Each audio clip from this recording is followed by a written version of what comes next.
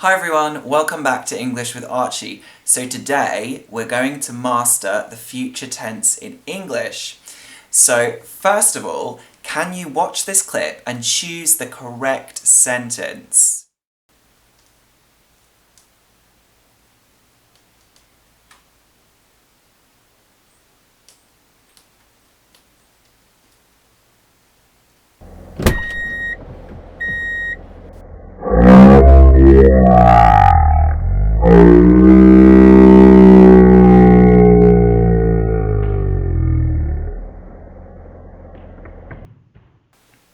Okay, so later on in the video, I will reveal to you what the correct sentence for that video was.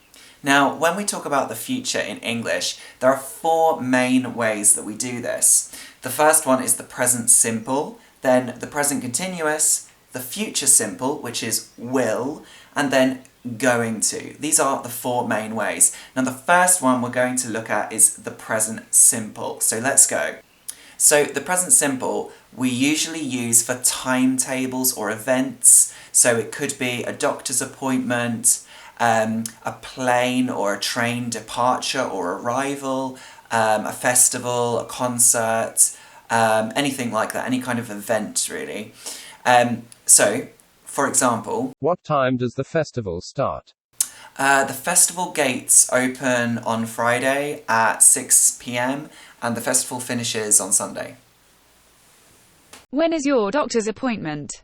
Oh, let me check.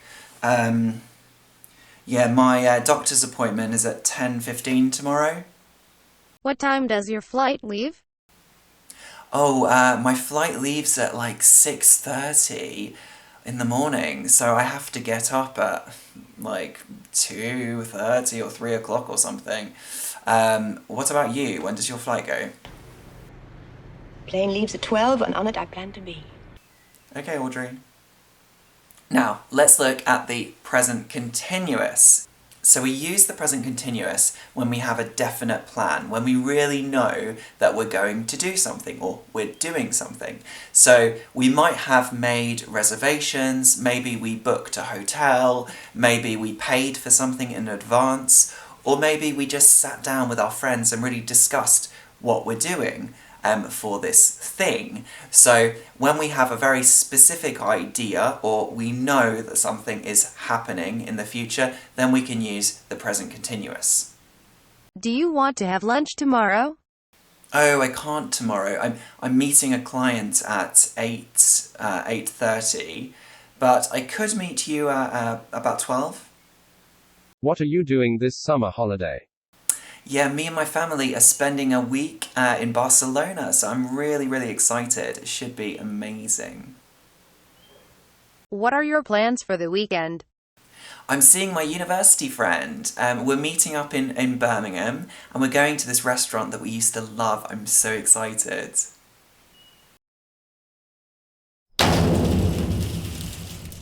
Oh my god, it's so nice to see you. I'll tell you what. I'm gonna go to the bathroom and powder my nose. And you sit here and think of something to say. And so our third form is going to. Now, quickly, let's look at the form of going to. So we say, I am going to do. You are going to see. He is going to play. And if we shorten it, we can say I'm, or you're, or he's, or we're, etc. And when you listen to English speakers, often we shorten the going to sound to gonna. I'm gonna go to the park. He's gonna see his friend. So we use going to when we're talking about an intention in the future, something that we intend to do. But unlike the present continuous, we maybe haven't made a plan about it, but we just want to do it, we intend to do it. So, for example... What are you going to do in this lockdown? I'm gonna start learning Spanish. There's another lockdown and I've got time, so I'm gonna start learning Spanish. What's your brother doing this summer? He's gonna go abroad this summer. Yeah, he said he doesn't want to go away in the UK again, so he said he's going to go abroad, but he doesn't know where yet. We can also use going to when we're predicting something.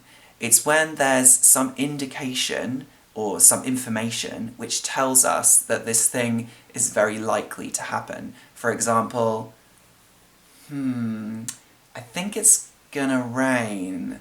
Look at those clouds. Or, the company value is going to plunge. All the investors are selling their shares. And we'll also use going to when we're asking about the intentions of other people. So, for example, we're gonna sit down at Archie.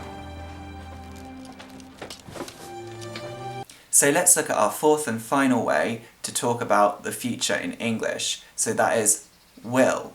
So the first reason we use will is when we're talking about our personal beliefs in the future. So it's like a prediction, but there's not any good reason to believe that. There's no evidence. We just believe it. It's just our personal opinion. For example, will be a zombie apocalypse, yeah. The zombies will take over. we also use will to talk about things that are certain in the future. So facts, for example.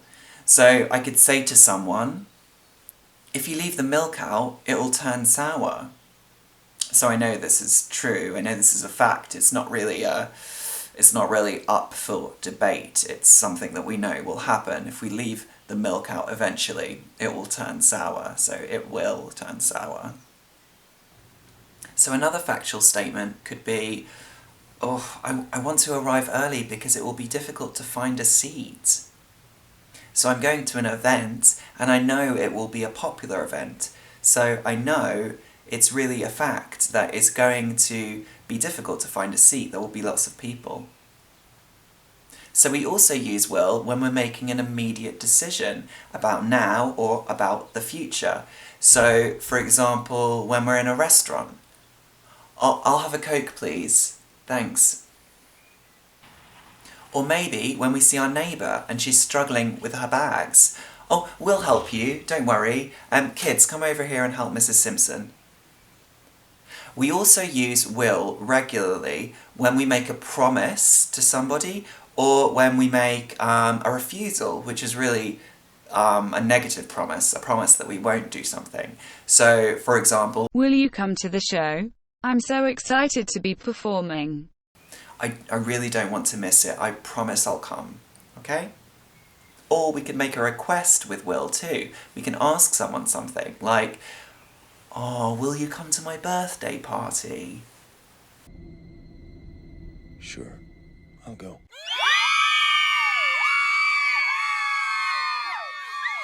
Now let's look at one sentence using all four types of the future. Now remember, we can often use 2 or even 3 different types of the future for one sentence, but the meaning that we express to the listener will be different depending on which one we use. So let's look at these 4 sentences. So let's start with, I'm going to study tonight. This is my intention. This is what I want to do. I'm studying tonight. This is more certain. I'm much more sure that this is definitely going to happen. I will study tonight. This is more likely to be a decision. What shall I do? I'll study tonight. And I study tonight. We're very unlikely to say this. However, we do often use the present simple for an event. So we could say, study group starts at 6 o'clock. I'm going to go to study group tonight. Okay, so let's look at 4 more sentences. Lizards will take over the world, man. Well, that's fine. You know, that's his personal opinion, and that's okay. I don't believe it, but, you know, if he wants to believe that, that's okay by me. Lizards are going to take over the world. Huh? Well, this kind of suggests he has some kind of information. Did he read some sort of top secret document or something? I still think he's crazy, anyway. Lizards are taking over the world at 6 o'clock on Friday. That's weirdly specific. And how do you know that? Really? This expresses that the speaker is telling us information. So he's not just telling us, I have a belief, or I expect something to happen, but he's telling us that something is definitely happening in his mind. So we kind of respond a little differently, even if we still think he's maybe a little crazy. Lizards take over the world on Friday.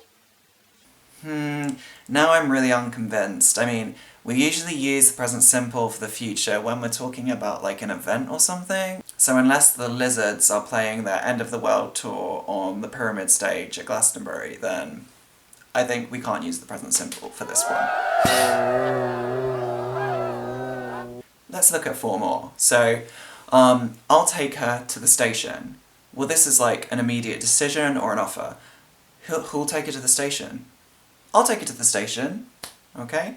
Or we have, I'm going to take her to the station. Well, I've already made that decision, so it's my intention.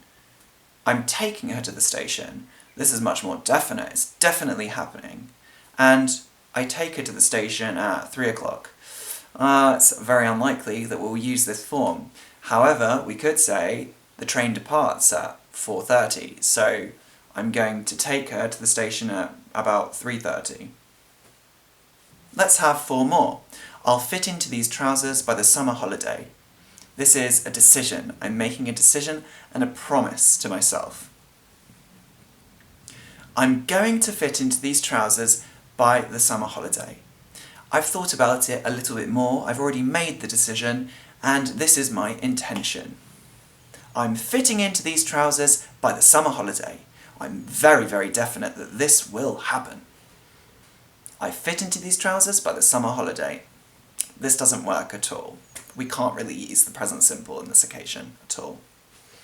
Now we have our quiz. I'm going to show you 2 sentences at a time, and you can decide which sentence is a better sentence, which one fits best. Now remember, sometimes we can say both, but generally there's always a best option. So, let's go. I don't know what to do. I'll do the washing. I don't know what to do. I'm doing the washing. Now in this one, we can only say, I'll do the washing. This is an immediate decision. Do you want to join us? We're going to go out for a drink. Do you want to join us? We will go out for a drink. In this one, we're much more likely to use, we're going to go out for a drink. It's already our intention, so it's not a decision that we're making right now. All the plans are in place. I'm setting sail next week. All the plans are in place. I will set sail next week. In this one, the better option is I'm setting sail next week, because all the plans are in place, so this is a planned future event. Sarah is being 25 on Tuesday. Sarah will be 25 on Tuesday. Sarah will be 25 on Tuesday is the correct option. Sarah is being 25 on Tuesday is completely incorrect. We could never say this. When we have the verb be, we can never use the present continuous form for the future. This year I'm going to cook more. This year I'm cooking more. Here, this year I'm going to cook more is the correct option. This year I'm cooking more could be correct, however, it would talk about a present action to say that the year has already started and I am cooking more already. We have time for breakfast tomorrow. The plane will depart at 2 p.m. We have time for breakfast tomorrow. The plane departs at 2 p.m. The best option here is the plane departs at 2 p.m. We could also say the plane will depart at 2 p.m, but it's more likely that we'll use the present simple for this because it is a plane departure. Those clouds look ominous. I think it's raining. Those clouds look ominous. I think it's going to rain. Those clouds look ominous. I think it's going to rain is the correct option because we're making a prediction with evidence of the dark clouds in the sky. It's so hot. I'll turn on the AC. It's so hot. I'm turning on the AC. Here, I'll turn on the AC is the better option. Here we can see there is an immediate decision because it's hot. I don't want to go. I won't come. I don't want to go. I don't come. Here, I won't come is the correct option. This is a refusal, something we're refusing to do. I don't come doesn't make sense in this context. Okay, so that's the end of my video. Thank you very much for watching. So now, I will tell you the answer to that clip earlier that we watched of my cat, Henry. So, let's see. Okay, because we're talking about a prediction with evidence. I can see that the cat is going to jump, but he hasn't done it quite yet, but he's going to. So, thanks very much for joining me on English with Archie. If you would like to look a little more at the uses of will for the future, then watch this video up here. If you would like to subscribe for more content, more grammar and English learning content, then do so, and I will see you next time on English with Archie. Bye!